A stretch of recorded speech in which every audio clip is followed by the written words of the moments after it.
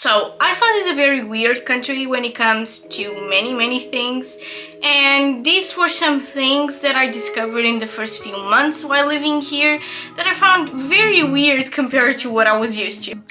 Started happening when... So hi everyone! Today I'm just going to do a little video talking about some things that I found out when I moved to Iceland that I kind of wish that I had known before I moved here so I could be better prepared. I did a video last week on how to move to Iceland, which was like a more formal guide, but these were things that didn't fit in that video because it was just random things that I figured out. And yeah, so the first thing that I found out was in my second day moving here, because I really want to buy a bottle of wine to like celebrate my new apartment because I had just moved, but I couldn't find alcohol in a grocery store and I was so confused because I could only find juices. And when I asked, someone told me that they only sell alcohol in specific stores, which are highly taxed. And I guess you probably know this by now, but alcohol here is very expensive. But the weird thing is that you can only buy alcohol in those specific stores, and they are open in weird hours. So if you feel like having a drink around dinner time, you need to prepare for that early, and those stores aren't really everywhere, so that's a very unusual thing. And another thing that I found out was very weird, and I wish I had known this before because it would have saved me from a lot of trouble, is that Iceland has different levels of lactose from what you're probably used to. Like Scandinavian countries and northern countries have really high levels of lactose. And I'm a cheese lover, I drink milk every day, I usually eat yogurts, and when I came to Iceland I continue on consuming the same amount of dairy that I was used to because I had done that for my entire life, and I was bloated all the time and feeling sick, and like my digestive system wasn't doing well, and I had to see a doctor because I couldn't understand what was wrong, and I found out that I'm intolerant to lactose. Only in Iceland. So yeah, you need to pay attention to that. And the milks that they have in grocery stores have a way higher like a fat percentage in their milk, and like the low fat version is like more water than milk. So yeah, I found it very different. Another thing is that you need a Kenintala for everything. I already mentioned this in my last video, but the Kenintala is basically the social security number, and when I came to Iceland I hadn't taken care of all of the paperwork as I should have. So when I got here I requested like my Kenintala a week later after I moved, which was a mistake because I couldn't open a bank account, I couldn't like get a bus pass, because to get a bus pass I needed to get a phone number and I needed a Icelandic bank account to have a phone number. I couldn't sign up for anything like the gym, or I couldn't even go to Costco because I needed a Kenintala to get a membership. And it was a whole complicated mess. Another thing that I wish I knew is the public transportation system here is not efficient. And you think of that as Iceland is a Nordic country, and in my head, like, all of those things should function. I grew up used to having trains, the metro, buses to go everywhere, and I didn't have a car, and I'm 24, and I've never really needed that. I just went around on having rides from people. But here it's so hard to do anything because they only have buses, and most of the times like the buses are not that efficient. They have some very weird routes, so it takes forever to go anywhere. Like if you want to go to IKEA, which is in the suburbs, it's like a 15-minute car ride, but if you take the bus it takes an hour and a half. And there are a lot of things that are exactly like that. This is a very car-dependent country, like every family has one car or even more. And if you want to travel in Iceland, either you rent a car, which costs 100 euros per day, or you can like take one of the buses, but they are very expensive, like to go to another city besides Reykjavik. So like if you don't have a car, it's not the easiest thing just to travel around the country, which is something that I'm also not used to. I thought I would be able to travel more without having a car, but unless you find a friend with a car or you rent a car yourself, good luck with that. So I wish I had known about that, and maybe I would have saved a bit more money or asked for a bigger loan to get a car while I was here, or thought about something like that, because really it's not a good place to not have a car. Like, everything is very complicated without a car here. Another thing is that you don't need the same type of clothes that you need to travel in Iceland to actually live in Iceland.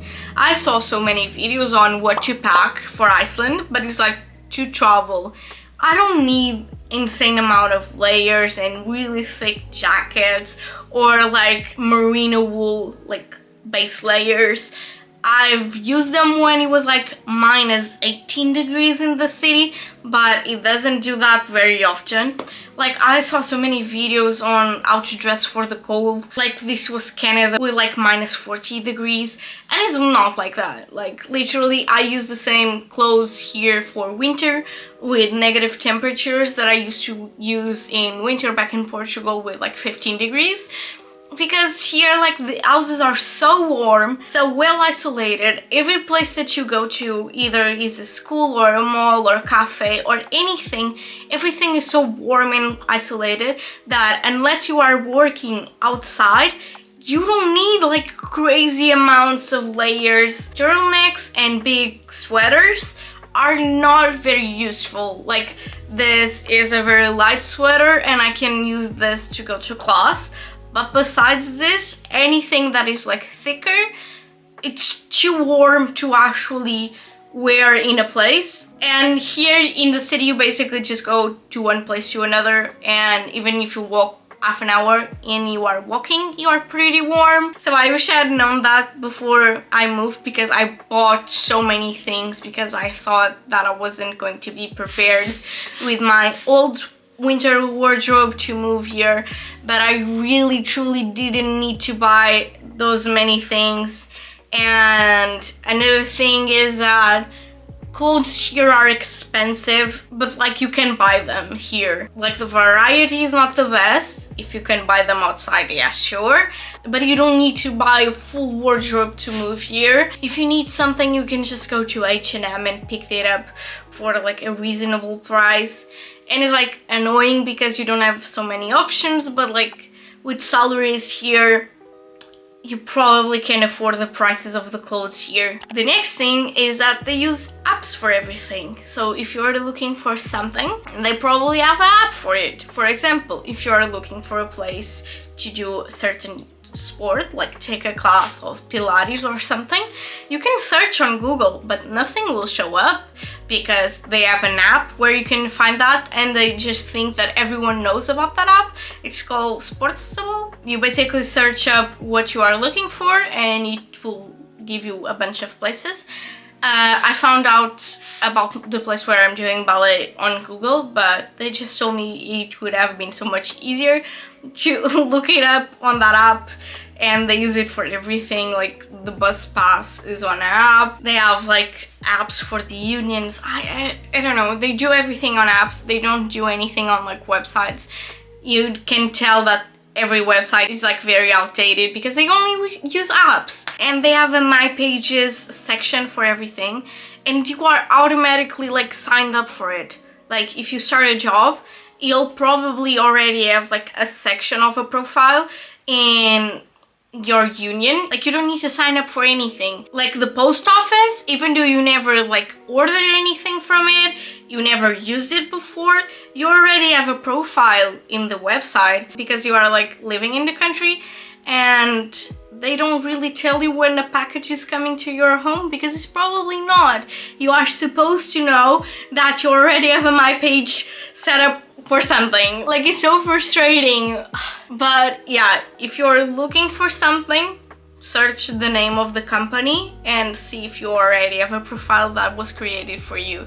Like healthcare, they assume that you know that you already have a profile there and you can book your appointments there. The last thing is that winters are not rough because of the weather, they are just rough because of the lack of sun and the darkness. Like, the cold is not that extreme.